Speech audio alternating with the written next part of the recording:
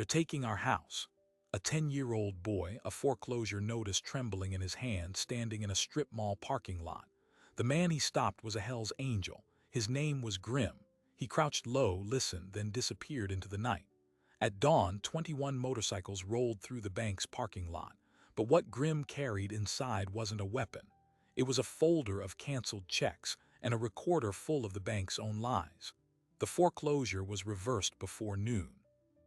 It sounds like an urban legend, but it happened. A grandmother who never missed a payment, a predatory firm that counted on nobody fighting back, and a 10-year-old boy who walked up to a 1%er because he had run out of anyone else to ask. The real story isn't the motorcycles in the parking lot. It's what made a man named Grim put down his helmet and pick up a folder of evidence instead. Marcus was 10 years old, but he already understood the weight of a folder. It was his grandmother's life reduced to paper, canceled checks, mortgage statements she'd kept in a shoebox since 1994, and a letter with the word foreclosure stamped in red ink. Her name was Eleanor Vance. She was 72, a retired school custodian who'd never missed a payment in 23 years. She'd raised Marcus since he was an infant after his mother died. The little house on Sycamore Street was all he'd ever known. The porch swing his grandfather built. The kitchen where she taught him to roll biscuit dough. The backyard where he'd buried a time capsule in second grade. The trouble started when her original lender sold the mortgage to a firm out of Delaware, not a bank, a specialized acquisition company that made its profit not on interest but on default.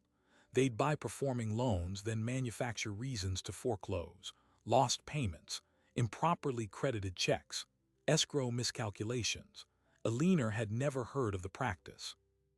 She only knew that one Tuesday, a letter arrived claiming she owed $4,700 in back payments and penalties. She knew it was wrong. She called.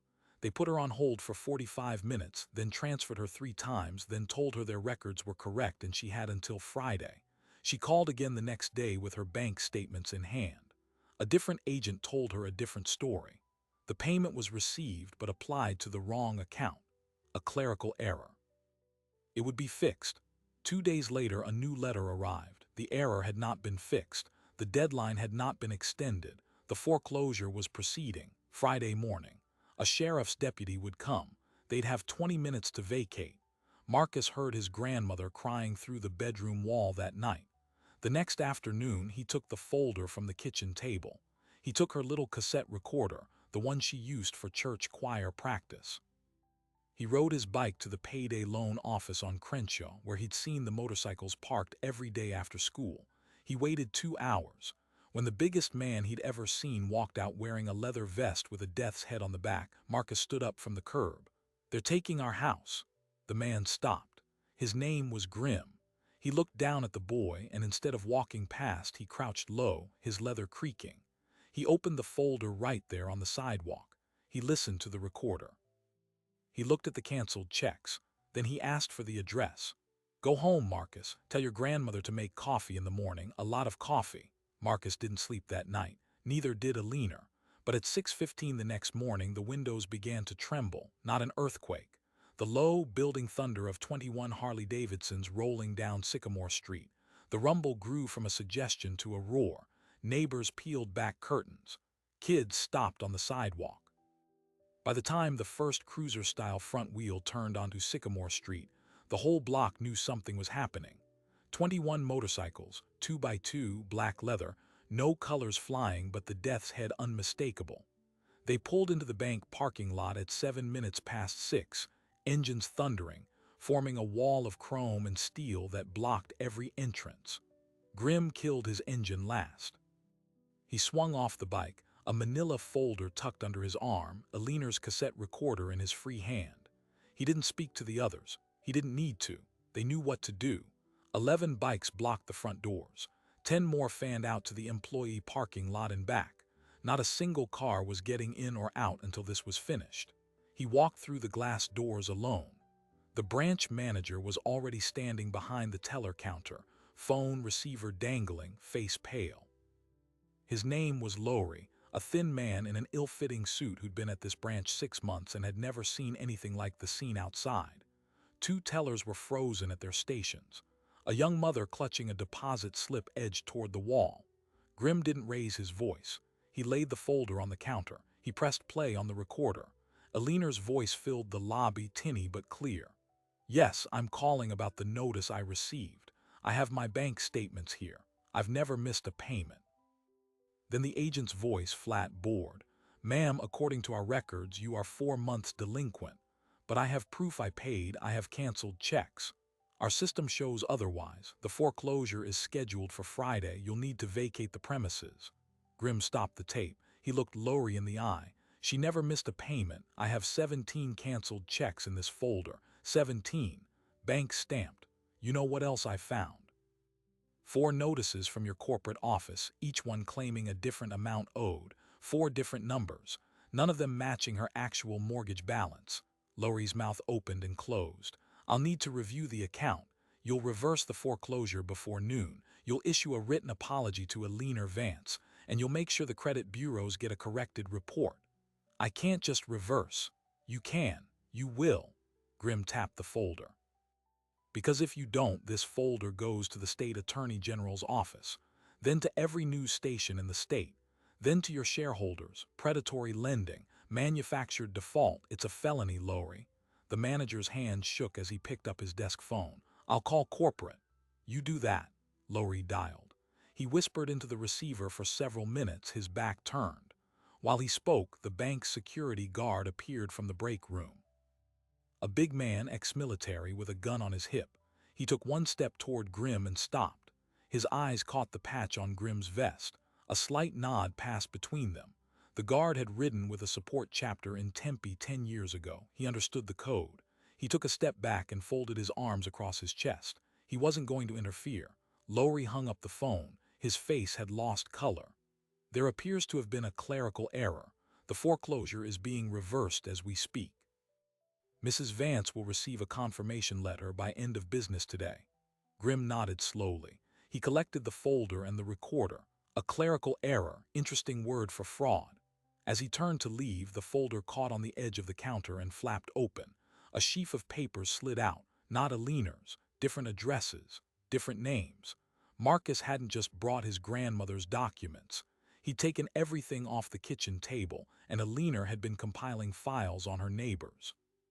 Thompson family 3 doors down also foreclosed. The elderly Garcia couple on the corner. A single mother named Patris on Linden Street, all with the same lender, all with the same pattern of manufactured defaults. Grimm knelt. He gathered the pages. He looked back at Lowry, who was still trembling behind the counter. "How many families?" Lowry didn't answer. "How many?"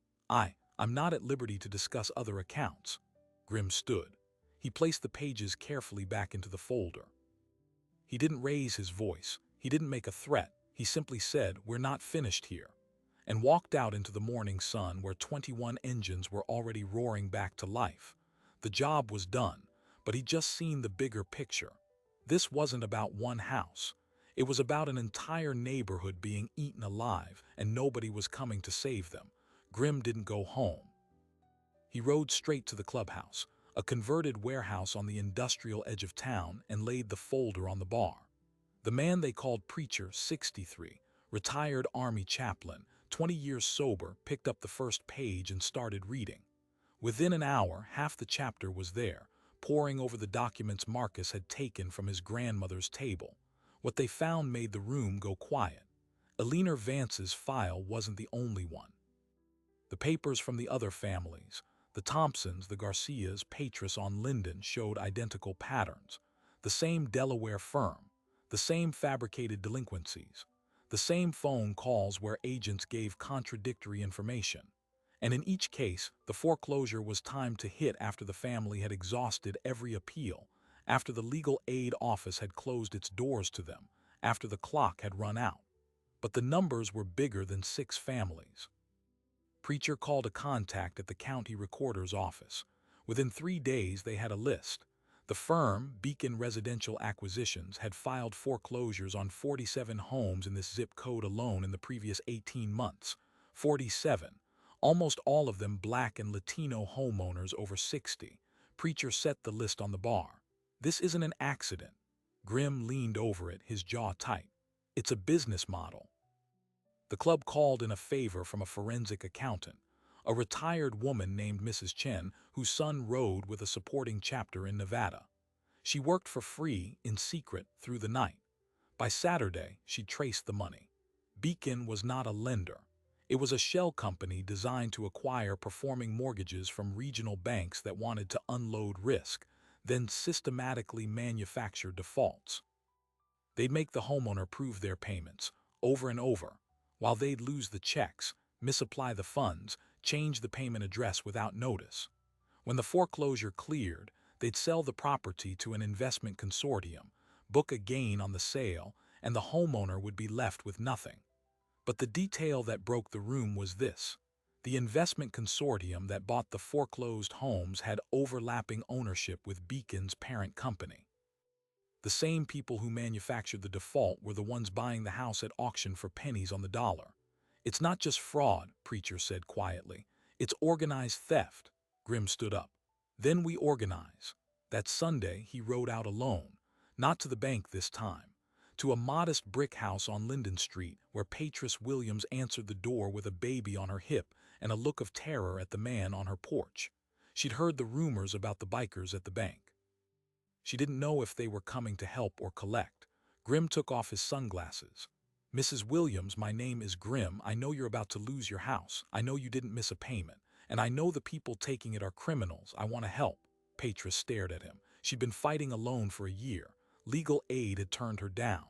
The state attorney general's complaint line had put her on hold until she gave up. No one had said, "I want to help." She let him inside. She showed him her own folder, thicker than a leaner's, with bank statements and certified letters and a handwritten log of every phone call. 43 calls. Not a single resolution. Grimm listened. Then he asked for permission to share her story. By Monday, word had spread beyond the chapter. A reporter named Sarah Oak from the local NBC affiliate had caught wind of the bank's standoff and started digging. Grimm's old lady handled the call from the clubhouse phone, telling Sarah only that there was a much bigger story if she was willing to listen. She was. They met in the parking lot of a shuttered diner.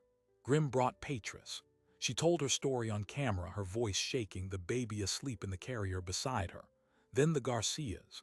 Then Marcus's grandmother Alina, who held up her canceled checks one by one and said, 23 years. Not one missed payment. They tried to take my house anyway. The segment aired Thursday at 11. The station's switchboard lit up, but not just from viewers, from former Beacon employees. 3 of them called in anonymously over the next 48 hours. They described a boiler room operation where agents were trained to confuse homeowners, to accidentally lose checks, to transfer calls in circles until people gave up. One of them provided a recording of a supervisor saying, "The old ones die off or move into care. The families don't have money for lawyers, that's the target." The recording went on air the following Tuesday. By Wednesday morning, the state attorney general's office had opened an investigation. By Thursday, Beacon's lawyers had filed an emergency motion to block the footage from rebroadcast, a move that only guaranteed it went viral. But the escalation wasn't one-sided. On Friday, Grimm found a note taped to the clubhouse door. It wasn't signed. It just said, "You don't know who you're messing with." 2 days later, a van with dark windows parked across the street from Alina's house for 4 hours before neighbors called the police. They found the van empty, but inside, photos of Marcus riding his bike, Alina at the grocery store, the clubhouse gate. The message was clear. The people behind Beacon weren't just going to fold. Grimm called a meeting of the full chapter that night in the warehouse. 83 men and women, every patch in the state. He stood at the center with the folder still in his hand. "They think they can intimidate us. They think we'll back off. They don't understand what we are." He looked around the room. "We're not a social club, we're a family, and that family just got bigger. Every homeowner on that list is under our protection now. No one loses a house. No one gets threatened alone. You see something, you report. You see one of those families in trouble, you ride." A rumble of assent rolled through the room. The die was cast. What had started as one boy, one folder, one man crouching in a parking lot had become something far larger than a foreclosure fight. It had become a war. And the next move would come from the unlikeliest place imaginable. the corporate headquarters of Beacon Residential Acquisitions, 3 states away, where an executive named Harlan Cross was about to discover that the people he'd been stealing from were no longer alone. Harlan Cross was in his corner office on the 41st floor when his assistant buzzed in, voice tight. "Sir, you need to see the morning news." He pulled up the feed on his monitor and saw Sarah Oak standing outside Eleanor Vance's house, the little white bungalow with the porch swing, surrounded by motorcycles. The Chiron read, "Bikers V's. Bank. How a 10-year-old exposed a foreclosure scheme." He watched for 30 seconds, then picked up the phone to call legal. But legal didn't answer. They were already on a conference call with the Attorney General's office, which had just frozen Beacon's assets and issued subpoenas for every executive's email. Within 72 hours, the floodgates opened. The former employee recordings weren't just damning, they were a blueprint of the entire operation. Supervisors discussing churn targets, agents joking about grandma runaround, a training manual that literally instructed new hires to create confusion, not clarity. The state AG, a woman named Reyes who had built her career on consumer protection, held a press conference on the Capitol steps. She didn't mince words. This wasn't a clerical error. This was a calculated, systematic effort to steal homes from vulnerable families, and we have enough evidence to prove it. The criminal charges came down 3 weeks later. Harlan Cross and 2 other executives were indicted on 47 counts of fraud, conspiracy, and elder abuse. They surrendered at the federal courthouse, handcuffs and all, with cameras rolling. But the legal victory was only half the story. The club didn't stop at protection. Preacher and Grimm sat down with Mrs. Chen, the forensic accountant, and mapped every single homeowner on that 47-name list. They sent out riders in pairs to each one, not to intimidate but to serve. They brought paperwork, contacted pro bono attorneys, sat with families while they filled out reclamation forms. Tank, a 280-pound biker who hadn't cried in 20 years, held the hand of an 84-year-old widow named Dolores as she signed the document that saved her home. He told her about his own grandmother, gone 15 years now. She told him he looked like her son. They became friends. He mowed her lawn every Saturday for the next year. Eleanor Vance became the face of the story, but she never wanted the spotlight. At the press conference where the settlement was announced, full reversal of all 47 foreclosures, mortgage reinstatements, credit report corrections, and a $23 million restitution fund, she stood at the podium for approximately 12 seconds. She said, "I want to thank the man who listened to a little boy." Then she stepped aside and let Grimm take the mic. The big man stood there, leather vest, no notes, his voice cracking only once. "We didn't do anything special. A kid asked for help. We helped, that's it." He paused, looked down at his boots. "My daddy lost his house when I was 12. Same kind of people, same kind of papers. Nobody came, nobody helped. That doesn't happen on my watch." The room was silent. Nobody had known, not even his brothers. That detail, a boy who lost his home becoming the man who saved another, ran on every network that night. The story had legs now, not just a local feel-good piece but a national examination of predatory lending. Senate hearings were announced. Legislation got fast-tracked. A bill requiring mortgage servicers to provide single-point contact and document verification passed committee unanimously. They called it Marcus's Law, after the boy who started it all. But the thing that went most viral, the image that would define the whole episode, wasn't the press conference. It was taken by a neighbor's cell phone 3 months after the foreclosure was reversed. Marcus, now 11, was sitting on the back of Grimm's Harley in Eleanor's driveway. He had a helmet on that was 2 sizes too big, and he was laughing. Grimm was showing him where to put his hands on the tank. Eleanor stood on the porch holding a cup of coffee, just watching. That photo ended up on the cover of the local paper, then Time magazine's website. The caption read, "The boy who asked. The biker who listened." A week later, the club held its annual ride. 83 bikes rolled out at dawn, but this time they took a detour down Sycamore Street. They idled in front of Eleanor's house just long enough for Marcus to come out onto the porch in his pajamas. Grimm nodded at him. Marcus nodded back. No words. They didn't need any. Beacon Residential Acquisitions was dissolved. Its parent company paid fines that nearly bankrupted them. Harlan Cross got 14 years. Two others got 7.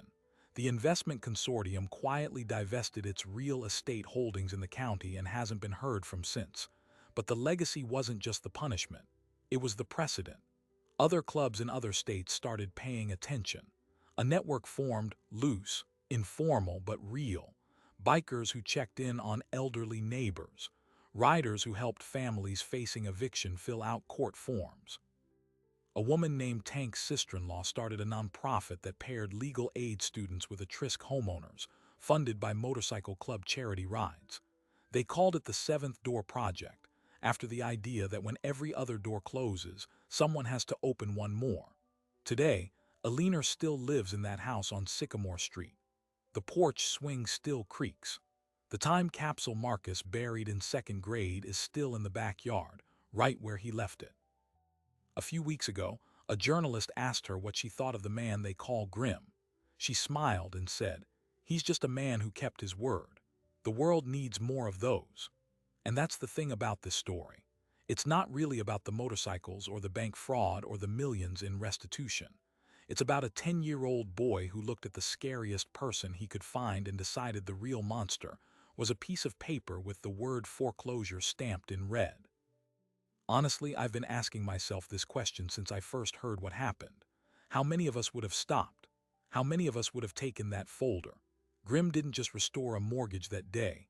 He restored a belief that someone somewhere still answers when a child asks for help. And he did it because 30 years earlier, another boy lost his house and nobody came. So now I'm asking you, if a kid walked up to you tomorrow, terrified, holding a folder full of lies, would you open the door? Be honest in the comments, not the answer that makes you look good, the real one. If this story moved you, hit like so more people can see it. Share it with someone who needs to remember that quiet strength still exists. Subscribe so you don't miss the next one. And if you're ever the person facing your own foreclosure notice, metaphorical or real, I hope you find your Grim. Thanks for watching. Ride safe.